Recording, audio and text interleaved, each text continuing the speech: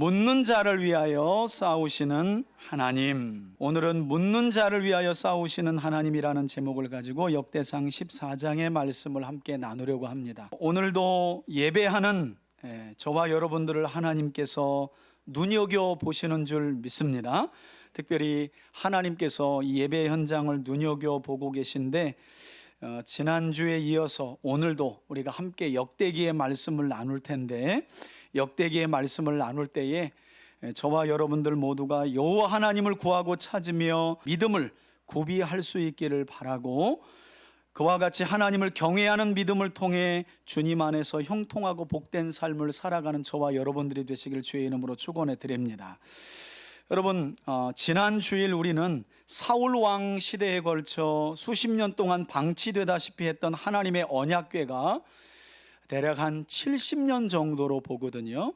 그러니까 사울 왕의 통치가 대략 한 40년 가량이었는데, 그보다 훨씬 이전부터 하나님의 언약궤는 방치되다시피 했습니다. 그랬던 하나님의 언약궤가 이제 마침내 아비나답의 집을 출발해 예루살렘으로 옮겨지는 과정에 관한 말씀을 지난주에 우리가 역대상 13장의 말씀 안에서 살펴봤는데, 안타까운 사실은 그 과정 중에 아비나답의 아들로 기록되어 있지만 연도를 계산해 보면 손자로 보여요.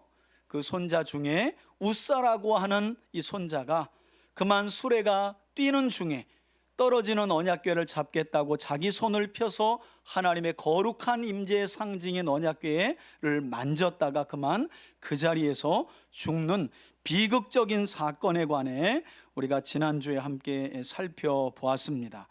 성경은 이 사건을 계기로 온 이스라엘의 왕이 된 다윗이, 한번 따라합시다, 비로소 하나님을 두려워하게 되었다. 이게 무슨 말이냐면, 여러분, 하나님의 언약궤를, 그것도 사울 왕 시대 그 이전부터 방치되었던 하나님을 상징하는, 하나님의 임재를 상징하는 언약궤를 가져오는 일은 매우 하나님이 기뻐하실 뜻이었고 매우 선한 의도였어요. 그런데 문제는 그와 같이 하나님을 모시는 과정 중에 다윗이 하나님의 뜻을 구하지 않았다는 거죠. 그래서 웃사가 죽게 되는 비극적인 사건이 벌어진 거예요. 다시 말해, 하나님은 우리가 선한 의도와 뜻을 가지고 어떤 일을 계획하는 것만을 눈여겨보시는 분이 아니라 그 뜻을 이루어가는 과정과 방법까지도 중요하게 여기시며, 또 그 과정 속에서 온전히 하나님의 말씀에 순종하여 이루어가기를 원하신다. 이걸 다윗이 깨달았다는 거예요. 이 깨달았다는 표현을 하나님을 두려워하게 되었다라는 거죠. 그러니까 여러분, 하나님을 두려워하게 되었다는 이 표현은 하나님을 무서워했다는 표현이 아니에요. 하나님은 우리가 어떤 일을 계획하고 선한 의도를 갖는 것뿐만 아니라 그 선한 의도와 그 뜻을 이루어가는 모든 과정 중에 온전히 선하신 하나님의 말씀을 쫓아 이루어가기를 원하시는 분이시구나. 이걸 아는 믿음이 어떤 믿음이라고요? 하나님을 경외하는 믿음인 거예요. 여러분, 아무리 뜻이 선하고 의도가 좋아도 하나님을 구하고 찾고 묻지 않는, 곧 하나님의 말씀을 쫓아 순종하지 않는 삶을 살아가는 것은 하나님을 두려워하지 않는, 이 말을 다른 말로 하면 하나님을 경외하지 않는 삶이 될 수 있다는 거예요. 그래서 제가 종종 말씀드리잖아요. 목사님, 제가 로또 사가지고 로또 당첨되면 교회 건축해 드릴게요. 결과만 좋으면 뭐예요? 과정도 하나님은 우리가 신실하길 원하시는 거죠. 하나님의 선한 의도와 뜻을 벗어나지 않길 원하시는 거예요. 그랬다고 당첨됐다고 입 닦으면 안 돼요. 오해는 하시지 마세요. 제가 안 받는다고 얘기는 안 했어요. 보시면 꼭 지갑 안에 한두 개씩은 있으시더라고. 나한테 말을 안 해서 그렇지, 목사님 눈치 봐가면서. 자, 이렇게 하나님의 언약궤를 예루살렘으로 옮겨오고자 했던 첫 번째 시도가 실패하고 난 뒤에 언약궤는 가드 사람 오베데돔의 집에 3개월 동안 머물게 되는데, 성경은 그로 인해 오베데돔과 그의 모든 소유가 하나님께로부터 뭘 받았다는 거예요? 복을 받았다는 거예요. 여러분, 다윗은 기겁하고 놀래가지고 두려운 나머지 나 언약궤 안 옮겨 하고 가드 사람 오베세돔의 집에다가 떠맡겼는데 그렇게 3개월 동안 보관되어 지는 중에 오베데돔의 집에 하나님께서 그냥 복을 물 붓듯이 부어주신 거죠. 여러분, 동일한 사건을 기록하고 있는 사무엘하 6장을 보면 다윗은 언약궤를 옮기는 첫 번째 시도가 실패하자 곧바로 두 번째 시도를 한 것으로 나와요. 그러니까 이게 재밌죠. 본래 역사가 기록되어 있는 사무엘 상하서를 보면, 특별히 사무엘 하서를 보면 다윗이 첫 번째 언약궤를 가져오는 중에 우사가 죽는 비극적인 사건을 경험하고 바로 곧이어 두 번째 시도를 하게 되는, 레위 자손 중에 고핫 자손들을 모집해 가지고 채로 언약궤의 고리에 끼워가지고 어깨에 매어서 6걸음 걷고 사람이 죽지 않으니까 속옷이 보이도록 덩실덩실 춤을 췄다는 내용이 사무엘 하서에 나온다는 거예요. 그런데 역대기에 기록되고 있는 이스라엘의 역사는 사무엘서를 따르지 않아요. 이 3개월 동안 오베데돔의 집에 언약궤가 머물고 있을 때 그 사이에 마치 블레셋과 다윗과의 사이에 전쟁이 일어난 것처럼 이야기를 재구성하고 있다는 거예요. 그래서 여러분, 사무엘 상하서, 열왕기 상하서 읽고 역대기로 갔더니 또 다윗 이야기네, 이거 내가 이전에 읽었는데 하고 안 읽으시면 손해가 막심하다는 거예요. 왜냐하면 동일한 이스라엘의 역사를 다루고 있지만 전달하고자 하는 메시지가 달라서 이스라엘의 역사를 재구성하고 있어요. 그래서 첫 번째 언약궤를 가져오는 이 우사의 죽음을 통한 실패가 있고 난 이후에 역대기는 이 두 사건 사이에 말씀드린 대로 오늘 본문 8절 이후에 기록된 것처럼 다윗이 블레셋과의 사이에서 두 번에 걸쳐 전쟁을 치룬 이야기를 일부러 가져고 왔고, 그 이야기를 설명하면서 그로 인해 다윗의 명성이 온 세상에 알려지게 된 사실에 대해서 역대기는 말씀하고 있다는 겁니다. 자, 그리고 오늘 본문의 서두를 보시면 역대기는 다윗이 두 번에 걸쳐 블레셋과의 전쟁을 치렀던 사건에 대해서 언급하기 전에 1절에서 7절까지의 말씀을 통해 어떤 이야기를 먼저 전해주고 있습니까?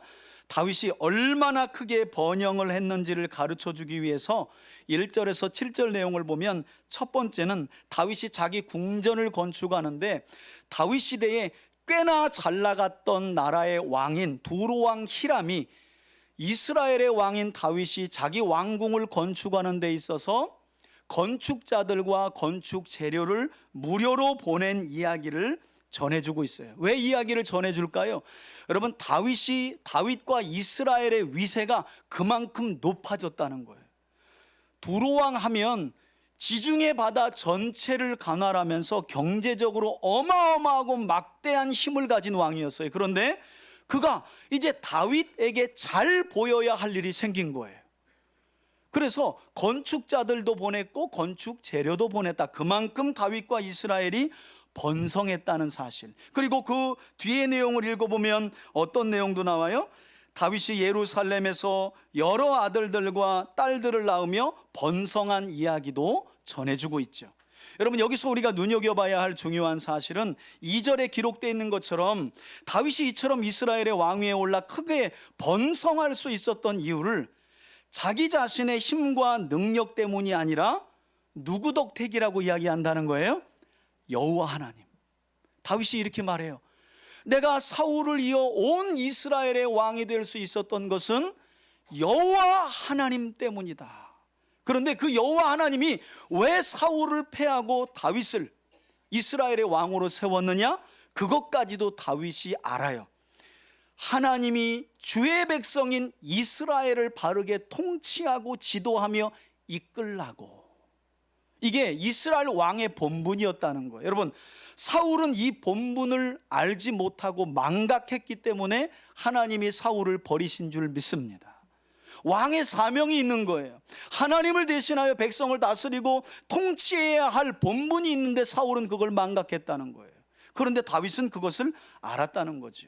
구약의 선지서 가운데 미가서를 보면 미가서 3장에서 어떤 이야기를 하냐면, 미가는 여러분 주전 8세기 중반에 남유다에 보내진 선지자거든요. 그런데 그가 이런 말을 합니다. 남유다 사회를 보고 특별히 지도자들을 향해 말해요.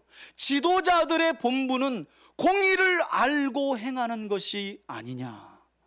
그만큼 미가가 활동할 당시의 남유다 사회는 특별히 지도자들이 다 부패하고 타락했었다는 거예요. 도무지 공의가 무엇인지를 알지도 못하고 실천하지도 않았다는 거예요. 그에 반해 오늘 본문에 기록되고 있는 다윗은 자신이 왜 왕이 되었는지 하나님께서 그 깡촌인 베들레헴에서, 그것도 아무것도 없는 목동인 아버지 이새의 8번째 아들로 태어난 자신을 왜 사울 왕을 패하고 이스라엘 나라를 자기 손에 맡기시면서 왕이 되게 하셨는지를 알았다는 거예요. 성경은 그가 알았고 깊이 깨달았다, 이렇게 얘기한다는 거예요. 저는 저와 여러분들에게 주신 하나님의 사명도, 또 여러분들의 본분도 이처럼 깊이 알고 말씀 안에서 깨달을 수 있는 저와 여러분들이 되길 주의 이름으로 축원해 드립니다. 어제 제가 저하고 함께 성경 강좌를 가르치는 박윤영 목사님이 이 화성 인근에서, 우리 교회 인근에서 강좌를 하신다는 이야기를 듣고, 제가 주일 설교가 다 마무리가 안 됐는데 금요일 날은 제가 이제 수원의 율전교회에 가서 창세기 한 권을 한 4시간 만에 끝내주고 왔거든요. 그리고 이제 말씀을 나도 좀 들어야 되겠다 하는 마음으로 화성시에 있는 베들레헴 교회, 교회가 뭐 합동식 교회인데 아주 어마어마하게 크더라고요. 그 교회에 갔는데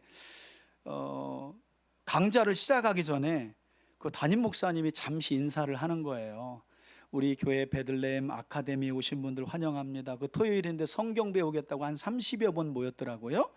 그분들에게 담임 목사님이 그런 얘기를 해요. 제가 큰 교회 목사님 입에서 그런 얘기 나오는 거 충격이었어요. 뭐라고 하냐면, 여러분, 목회가 어렵습니다.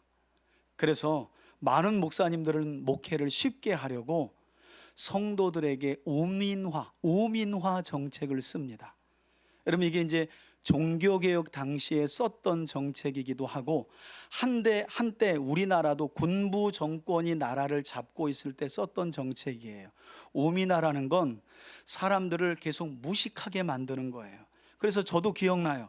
저 어렸을 때는 저녁에 항상 권투했어요. 장정구, 헝그리 복서. 그러니까 스포츠에 관심을 쏟게 하고, 그 다음에 그때 나온 게 야한 영화 시리즈들이 다 나왔어요. 뭐라고 얘기하진 않겠어요. 이때 고개 끄덕이면 서로 민망하니까. 무슨 시리즈가 다 그때 나온 거예요. 왜냐하면 사람들이 똑똑해지면 의식이 있기 때문에 계속 어리석게 만드는 거예요. 그 목사님이 그 얘기를 하는 거예요. 목회가 어렵지만, 그래서 많은 분들은 목회를 쉽게 하려고 성경 중심이어야 할 교회, 성경을 가르치는 게 본분이어야 할 목회자들인데 성경을 제대로 잘 안 가르친다는 거예요. 왜? 성경 가르치면 성도들이 똑똑하고 목사를 잘 안 따라온다는 거예요. 여러분, 실제로 제가 성경 강좌하고 목회자들, 사모님들을 대상으로 성경 가르치면 이 이야기가 나옵니다. 목사님, 뭐 그렇게까지 가르칠 필요가 있나요? 그러면 성도들 똑똑해지고요, 말 잘 안 들어요. 그냥 믿습니다 하고 기도해주고 따라오라고 하는 성도들이요, 더 단순하게 순종 잘해요. 여러분, 저는 그것도 귀한 믿음이라고 보지만 저는 그건 하나님이 원하는 목회라고 생각이 안 들어요. 제가 어제 강좌 들으러 갔다가 그 한마디에 저분 참 괜찮다 하는 생각이 드는 거예요. 교회가 그렇게 큰데도 나는 우민화를 쓰지 않겠다. 말씀 바르게 가르쳐서 성도들 모두가 하나님에 대한 지식으로 충만하고 하나님의 성령으로 충만한 교회 공동체를 만들겠다는 거예요. 여러분, 이게 우리 교회의 사명이고 제 사명이고 여러분들의 사명이 되어야 할 줄 믿습니다. 이게 우리 본분이에요, 본분. 놀랍게도 다윗은 그가 이스라엘 왕위에 왜 세워졌는지 그 본분을 알고 깨달았다는 거예요.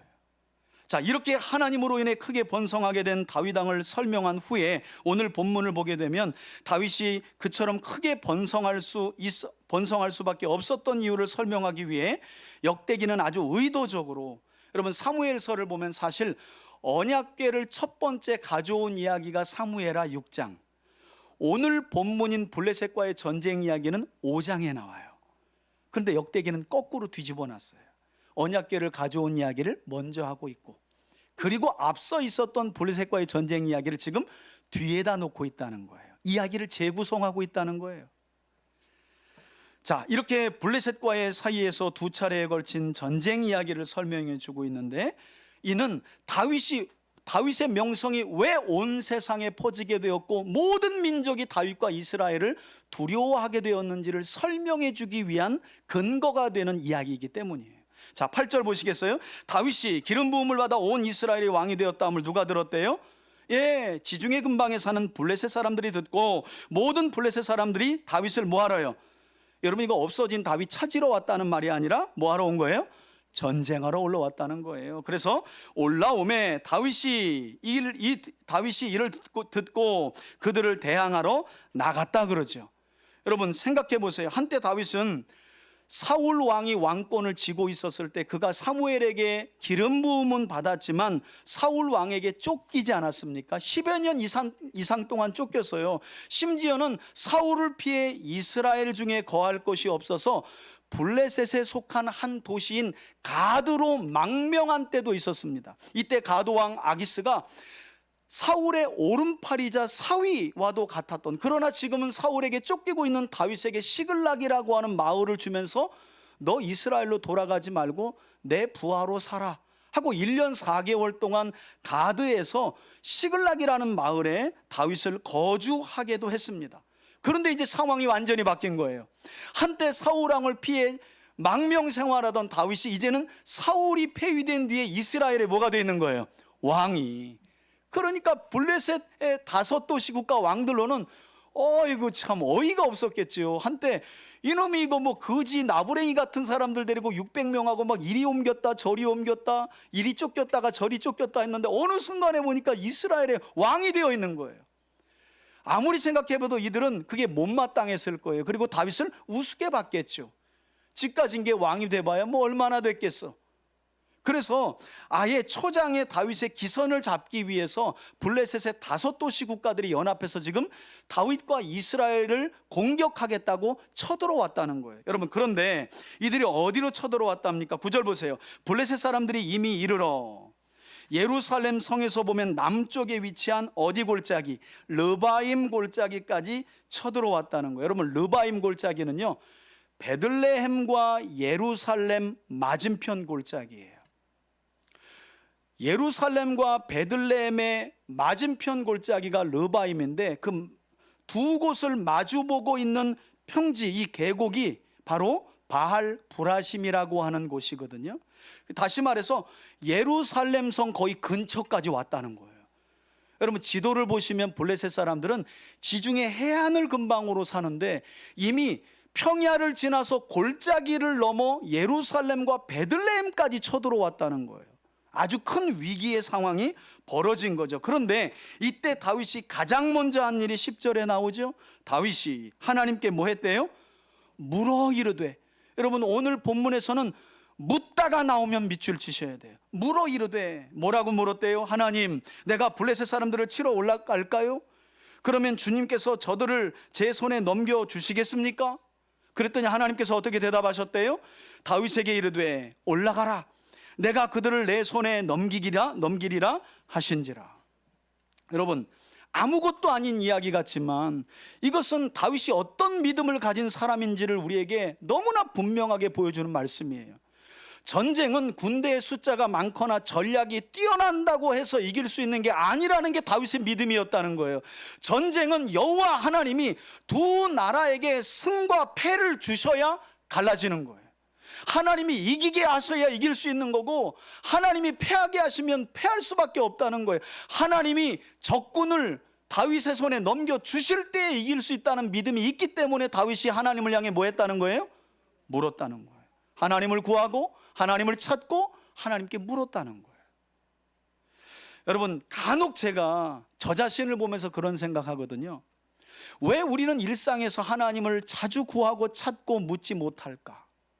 가만히 보면 우리가 정신없어 바쁘다는 핑계가 있지만 우리 마음에 그만한 신뢰가 약한 것이기도 해요.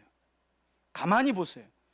여러분, 어떤 일이 있을 때 여러분들이 누군가를 신뢰하잖아요. 반드시 핸드폰 열어서 그 사람에게 전화합니다. 아이고 권사님, 나 이런 일 있는데, 아니면 아무개 친구 나 이런 일 있는데 아이고 고민돼서, 그죠? 상의한단 말이에요. 그런데 하나님은 그 위치까지도 못 가요. 왜 그래요? 우리 안에 적지 않은 불신이 있는 거예요. 바쁘고 정신없다는 상황이 있지만 그 내면에는 그걸 잘 신뢰하지 못하는 거예요. 그런 점에서 다윗은 하나님이 적들을 우리 손에 넘겨주셔야 이길 수 있다는 확신을 가진 줄 믿습니다. 여러분, 여기서 우리는 앞서 역대기가 설명한 사울 왕이 죽게 된 이유를 다시 한번 살펴볼 필요가 있는데요. 우리 앞에 한번 보시고 성경을 찾을 수 있는 분들은 역대상 10장 13절에서 14절을 한번 읽겠습니다. 우리 앞에 나왔네요. 함께 한번 읽습니다. 시작. 사울이 죽은 것은 여호와께 범죄하였기 때문이라. 그가 여호와의 말씀을 지키지 아니하고 또 신접한 자에게 가르치기를 청하고 여호와께 묻지 아니하였으므로. 여기 중요한 말이 나오죠, 그죠? 계속 읽습니다. 여호와께서 그를 죽이시고 그 나라를 이세 아들 누구에게? 다윗에게 넘겨주셨더라. 아멘. 여러분, 이처럼 역대기는 사울왕과 다윗왕을 비교하면서 죽은 사울왕은 하나님을 구하지도 찾지도 그리고 묻지도 않았던 불순종의 삶을 살았던 왕으로 묘사하고 있고요. 반면에 다윗왕은 하나님을 구하고 찾고 그분께 묻는 삶을 살았다고 말씀한다는 거예요. 그리고 다윗왕은 블레셋과의 전쟁이 다윗 자신과의 대결이 아니라 하나님과 주의 백성인 이스라엘과의 전쟁 대결로 보았기 때문에 이와 같이 먼저 하나님을 구하고 찾고 물은 줄 믿습니다. 여러분, 때때로 너무 당황스럽고 힘든 삶의 문제를 우리도 겪으면 그 문제를 어떻게 해결해야 할까라는 고민과 걱정 안에 갇혀 전전긍긍할 때가 많아요. 그때 이 말씀을 기억하시라는 거예요. 저와 여러분들이 예수 그리스도를 믿고 하나님의 자녀가 된 이상 우리 삶에 일어나는 크고 작은 모든 문제는 우리에게만 속한 문제가 아니라 하나님의 문제가 되는 줄 믿습니다.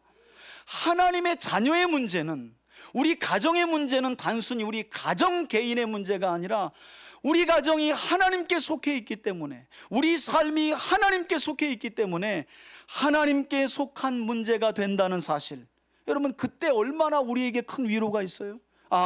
이 문제와 이 일이 주께 속해 있구나. 그래서 제가 자주 말씀드리잖아요. 그렇게 자주 믿다 보면 죽겠다가 아니라 어떻게 해요? 죽게 있다가 된다 그러잖아요. 죽겠다가 아니라 죽게 있다.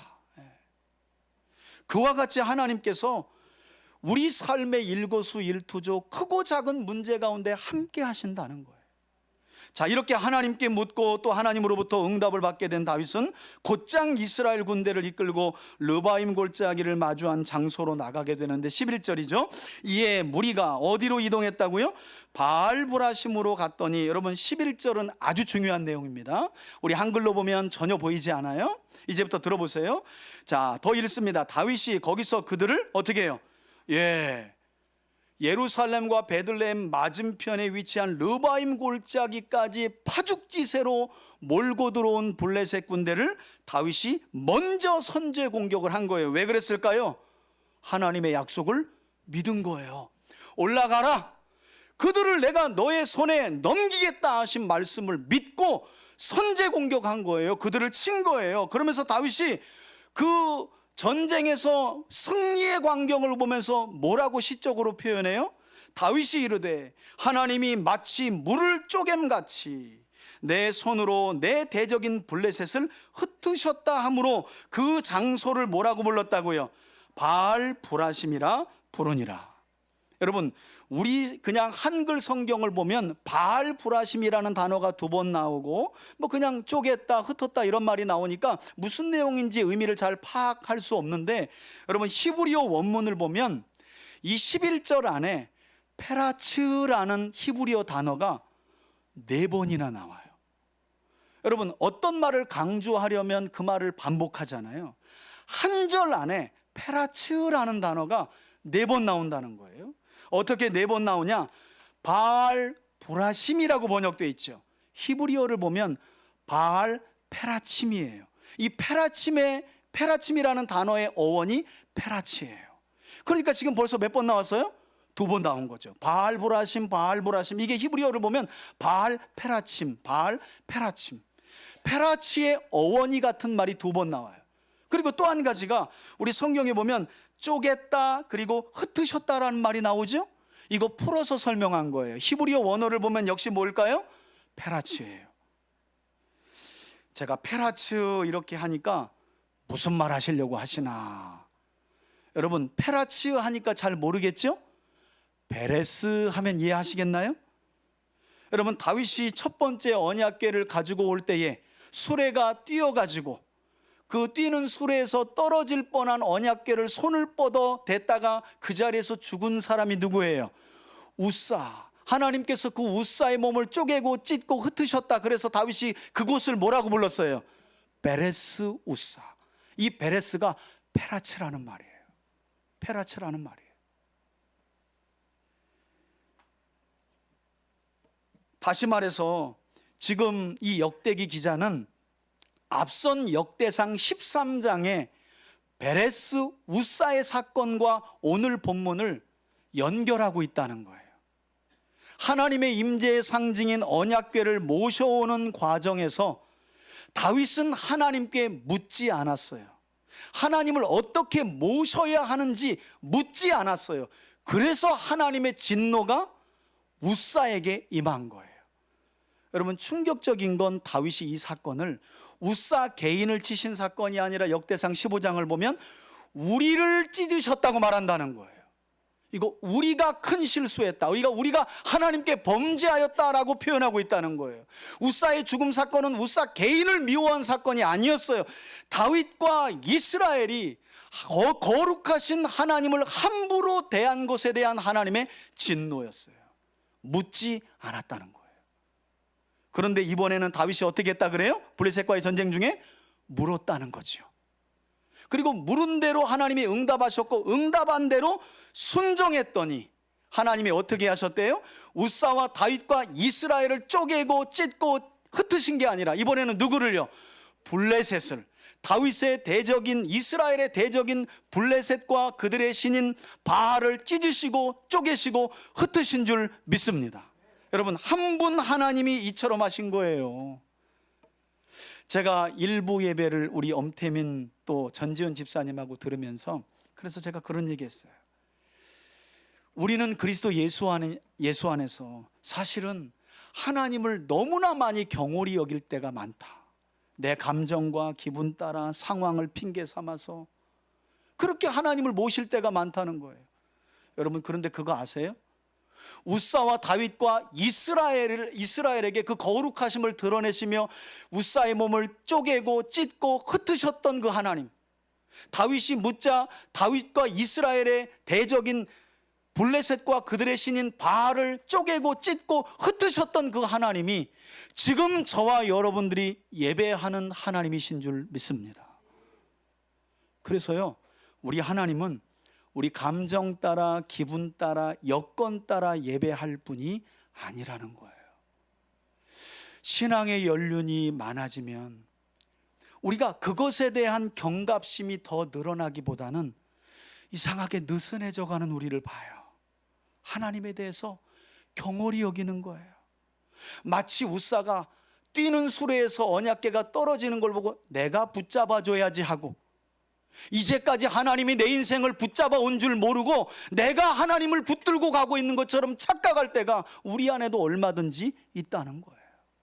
그래서 묻지 않는 거죠. 그러다 보면 삶 속에 때때로 하나님이 우리 삶을 쪼개시고 찢고 흩으시는 고난을 당하기도 해요.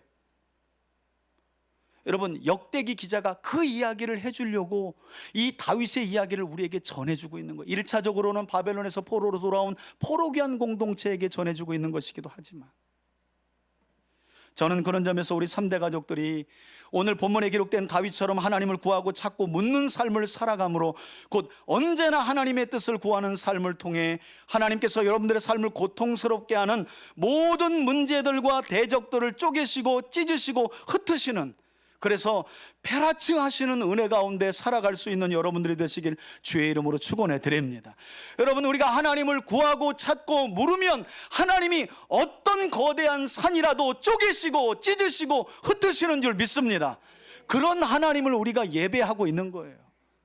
그런데 기억하세요, 그 하나님을 경홀히 여기고 우리가 그 하나님을 구하고 찾고 묻지 않으면 그 화가 누구에게요? 우리에게도 올 수 있다는 거예요.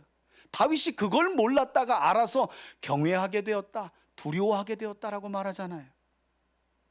여러분, 하나님께서 이스라엘의 대적인 블레셋과 그들의 신인 바알을 이처럼 쪼개시고 찢으시고 흩으시자 12절을 보시면 어떤 일이 일어났답니까? 블레셋 사람들이 그들의 우상을 어떻게 해요? 그곳에 버려뒀어요. 이런 못된 놈들이 있나 그래. 고대의 전쟁은 여러분 군대 숫자가 아니에요. 고대에서 전쟁은 어떤 신이 더 강하느냐에 따라서 전쟁의 승패가 갈라졌다고 판단을 하거든요.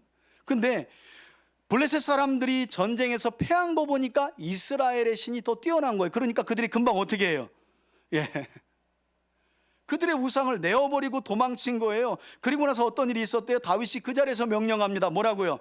야, 이거 불에 살라버려라.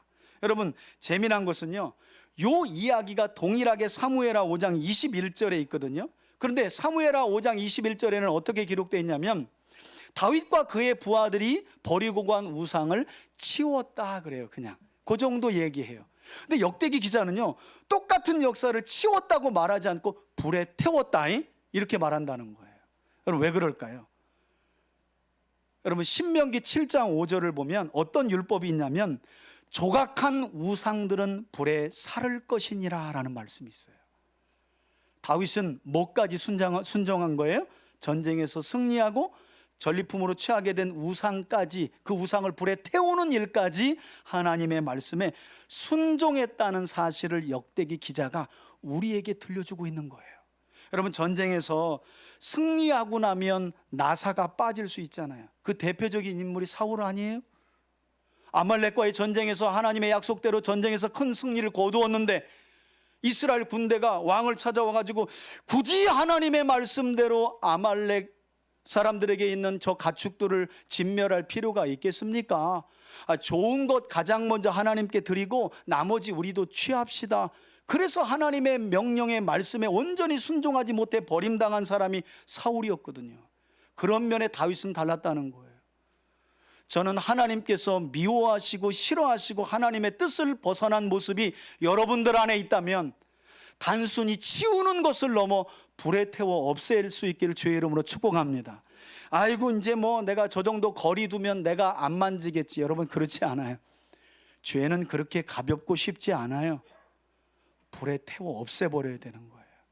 남겨두면 안 되는 거예요. 이쯤 됐지, 내가 내 곁에 저 정도 두면 이길 수 있지. 아니요, 죄는 그렇게 못 이깁니다. 그래서 다윗은 아예 불행의 단초가 될 수 있는 우상을 가져오지도 않고 그냥 그 자리에서 어떻게 해요? 불에 살라버린 거예요. 완전하게 태워버린 거예요. 문제는 이렇게 다윗과 이스라엘의 큰 승리에도 불구하고 이어지는 13절 이후를 보니까 블레셋 사람들이 다시 군대를 재정비하고 어떻게 해요? 이스라엘을 또 침범해요. 그런데 그 내용을 봅시다. 블레셋 사람들이 다시 골짜기를 침범한지라. 어느 골짜기인지는 모르지만 아마도 르바임 골짜기로 보여요. 여러분, 지금 똑같은 적군이 똑같은 루트를 통해 공격한 것으로 보이거든요.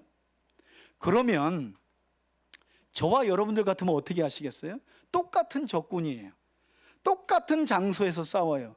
앞서 이미 기도했더니 하나님이 올라가라, 내가 그들을 내 손에 넘기리라. 여러분, 보통 그러면 우리가 어떻게 행동을 하기가 쉬워요? 또 묻지 않기가 쉽죠. 그런데 성경을 보세요. 14절, 하지만 이때도 다윗이 또 하나님께 어떻게 했다고요? 묻자온대. 하나님을 구하고 찾고 물었다는 거죠. 그때 하나님이 이르시되, 이번은 첫 번째 전쟁과 전혀 다른 말씀을 하세요. 마주 올라가지 마라. 무슨 말인가 하면 앞선 전쟁과 달리 정면 공격을 피하라는 말씀이에요. 그러면서 하시는 말씀이 그들 뒤로 돌아 뽕나무 숲을 맞은편에서 그들을 이번에는 어떻게 하라고요? 기습하라고 말씀하시면서 어떤 신호를 기다리라고 말씀하시느냐. 15절입니다. 뽕나무 꼭대기에서 무슨 소리가 들리거든. 여러분 생각해 보세요. 블레셋이 지금 르바임 골짜기까지 또 왔고 전쟁을 하는데 이번에는 하나님이 무슨 하나님이 이렇지, 그죠? 이번에도 그냥 하나님이 함께 하시면 어차피 이기는데 올라가라, 그들을 내 손에 넘기리라 하시면 되는데 이번에는 올라가지 말래요. 정면 승부하지 말래요. 하나님의 전략이 바뀌는 거예요. 여러분, 그래서 기도가 필요한 거예요. 왜냐하면 우리는 같은 일을 겪게 되면 지난번 겪은 경험을 지렛다 삼아 어떤 문제를 해결하려고 하지 기도 잘 안 하게 되거든요. 반복되는 일은 더 그래요. 지난번 내가 이렇게 해서 일을 해결했으니 그 경험을 가지고 이번에도 해결하려고 한단 말이에요. 그런데 하나님의 응답이 다르잖아요.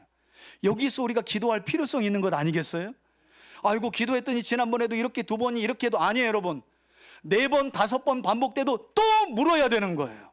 하나님의 전략은 기가 막혀요. 하나님은 완전하시고 완전한 지혜와 전략을 가지신 분이에요. 이번에는 수모래요. 그런데 재미난 건 뭐라고 하냐면, 숨어 있다가 뽕나무 꼭대기에서 걸음소리가 들린대요. 군인들의 행진 소리가 들리면 그때 나가서 싸우라는 거예요. 여러분, 뽕나무 꼭대기에서 무슨 소리가 들려요? 이거 지금 보이지 않는 하나님의 천군 천사 행렬을 말하는 거예요. 다윗아, 네가 지금 보여지는 이스라엘 군대와만 함께하지만 네 머리 위에, 지금 은폐에 있는 너희 머리 위에는 누가 있다는 거예요? 하늘 군대가 있다는 거예요. 너희보다 앞서 나가 싸울 하나님의 군대가 있으니 그 행진 소리를 들으면 그때 나가라는 거예요. 먼저 하나님의 군대가 나갈 거니까 따라 나가기만 하면 된다는 거예요. 얼마나 놀라워요. 여러분 어떠세요? 요즘 하늘 군대의 소리 좀 듣고 계십니까? 사무엘하 6장을 보면 엘리사 선지자 이야기가 나와요.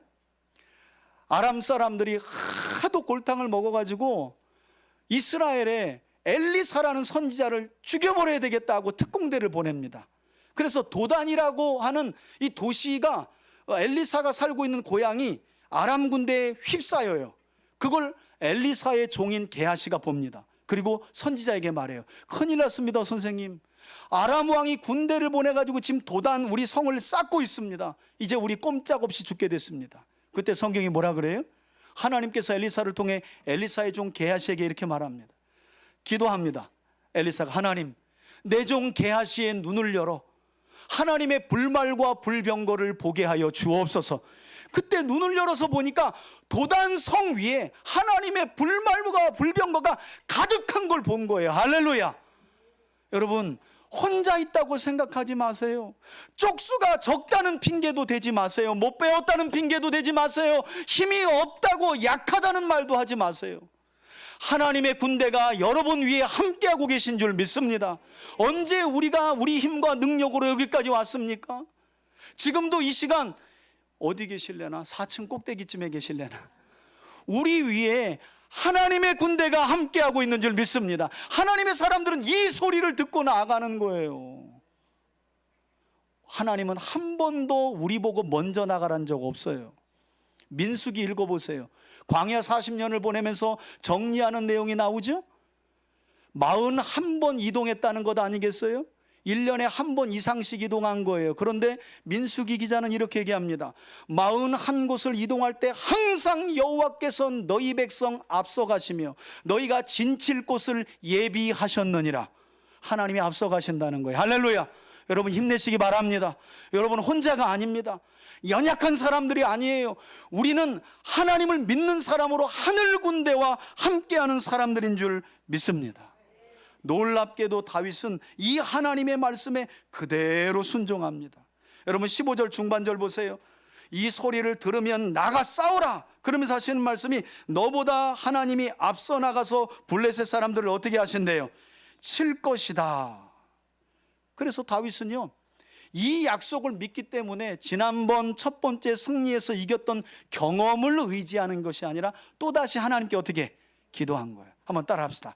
기도 다시 시작해야 되겠네. 여러분 하나님께 묻는 삶이 멈췄다면 오늘 이후로 다시 하나님을 구하고 찾고 묻는 삶을 시작할 수 있기를 바랍니다. 우리가 함께하는, 여러분 하나님을 묻지 않으면, 하나님을 구하지 않으면 내 위에서 들려지는 행군 소리를 못 들어요. 이건 믿음이 있어야 듣고 나가서 싸울 힘이 생기는 거거든요. 저는 우리 3대 가족들에게 이런 믿음이 있기를 주의 이름으로 축원해 드립니다. 그리고 2번이 아니라 3번이 아니라 4번 그 이상 똑같은 일이 벌어져도 매번 하나님을 구하고 찾고 물음으로 인하여 하나님이 그렇게 묻고 의지하는 여러분들을 위하여 앞서 나아가 싸워주시고 구원해 주시는 은혜 안에 거하는 여러분들이 될 수 있기를 주의 이름으로 축원해 드립니다. 그래서 복음서를 보면 예수님도 성자 하나님이신데도 한적한 곳을 쫓아 습관처럼 뭐 하셨다는 거예요? 기도했다는 말이 오늘 본문으로 오면 물었다는 거 아니에요. 성자 하나님이신 그분도 성부 하나님의 뜻을 두고 물었다는 거예요. 십자가는 너무나 성자 예수님께도 고통스러운 저주의 십자가였어요. 그런데 마침내 예수님이 하나님께 묻고 물은 결과로 뭐해요? 내 원대로 마옵시고 어떻게 해요? 아버지 원대로 되기를 원합니다. 그럴 때 십자가의 약속이 이루어지고 그 약속의 성취를 통해 저와 여러분들이 구원받게 된 줄 믿습니다. 자, 이렇게 매번 하나님의 뜻을 구하고 순종하여 큰 승리를 거두게 된 다윗은 어떻게 되었대요? 마지막 단락을 보니까 이에 16절입니다. 다윗이 멋대로 하나님의 명령대로 행하여 블레셋 사람들의 군대를 쳐서 베냐민 지파에 속한 기브온에서부터 에브라임 지파에 속한 게셀까지 빼앗겼던 땅까지 다 점령했다는 거예요. 그랬더니 17절 한번 마지막으로 한 번만 더 읽어봅시다. 시작. 다윗의 명성이 온 세상에 퍼졌고 더불어 여호와께서 모든 이방 민족으로 하여금 그를 두려워하게 하셨더라. 아멘, 아멘. 여러분, 다시 한번 말씀드리지만 우리가 계속해서 살펴보고 있는 역대기는 하나님께서 바벨론 포로 생활에서 돌아온 이스라엘 백성들에게 이스라엘 역사를 재구성하여 들려주신 말씀입니다. 원독자인 포로 귀환 공동체 입장에서 생각해 보면 그들은 포로 생활에서 돌아오긴 했지만 아무것도 가진 게 없어요. 황폐하게 된 그 땅에서 그 옛날 다윗과 솔로몬 시대의 명성을 얻었던 이스라엘의 명성을 꿈꾸며 이스라엘을 재건해야 하는 사명을 받은 거예요. 그들은 사방 두려움 가운데 있었어요. 아무것도 없었어요. 인프라도 없고 아무것도 없었어요. 여러분, 스룹바벨과 예수와 에스라, 느헤미야, 포로 귀환 공동체들 그걸 보세요. 아무것도 없으니까 와서 어려우니까 그냥 성전 건축하는 것도 그냥 내버려 두잖아요. 한 14년, 15년 동안 아예 모르겠다, 못하겠다. 왜? 너무 척박한 땅으로 돌아왔거든요. 이런 사람들에게 지금 하나님이 이 이야기를 들려주고 계신 거예요. 다윗이 어떻게 온 세상의 명성을 얻게 됐냐? 이 말은 망하고 포로로 끌려갔다 돌아왔지만 이스라엘이 명성을 얻는 길은 이 길이라는 거예요. 여호와께 뭐 하는 길이라는 거예요? 묻는 거예요. 하나님을 찾고 하나님을 구하고 하나님을 물으면 다윗처럼 명성이 온 세상에 퍼질 뿐만 아니라 이방 민족들 모두가 다윗을 어떻게 하게 되었다고요? 두려워하게 되는 일이 있을 것이라고 사실 하나님께서 위로와 소망을 주고 계신 거예요. 저는 이 자리에 있는 우리 3대 가족들이 오늘 본문의 말씀을 시작되는 한 주간 마음에 깊이 새길 수 있기를 바라고, 그래서 항상 하나님을 구하고 찾고 그분의 뜻을 묻는 삶을 살아감으로 신실하신 하나님께서 그분의 탁월한 전략으로 여러분들 앞서 나아가 싸워주심으로 말미암아 우리 3대 가족 모두가 구원하시는 하나님의 은혜 안에 늘 거하는 복된 삶을 살아갈 수 있기를 바라고, 그로 인해 여러분과 여러분 가정과 우리 교회와 이 땅의 모든 주님의 교회들의 명성이 온 세상에 퍼지고 그와 더불어 하나님의 나라가 충만하게 임하는 복된 삶을 살아갈 수 있기를 주의 이름으로 축원해 드립니다.